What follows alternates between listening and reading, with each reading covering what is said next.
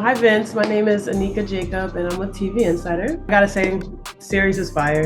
It kind of reminds me of your first Vince Staples show in 2019 on Vivo. And if that was kind of a taste test, what major aspect did you want to translate from that short little music film series to this long form series? I would say the thing that I wanted to transfer just from that, or my whole music career in general, was just specific tone of voice, making sure that it felt singular, it didn't feel like anything else, and just not shying away from, the way that I approach social commentary or, issues, for lack of better words, and making sure that you felt that it was something that was specific to me and not just, my name being thrown onto something. A lot of Black shows being canceled on streamers. Why was it important for you to depict your community that shaped you in such an authentic and fearless way?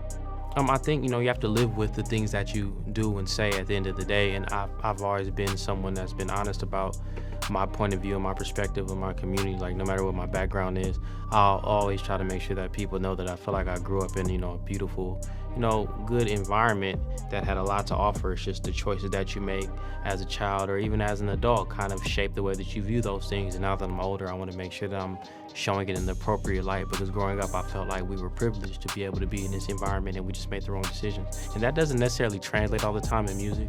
So visually I wanted to make sure I did what I could to kind of tell that story and show good contrast between what's happening and where it's happening. So what do you think your series kind of stood apart that made Netflix want to greenlight it? Yeah, and like I was saying in that episode, it's extremely hard to even get to, that point, let alone get to this point. I feel like, genre, namesake, budget, who's attached, all these things fall into, the things that help things get done. So, Kenya attaching himself played a big part in, them being willing to do it.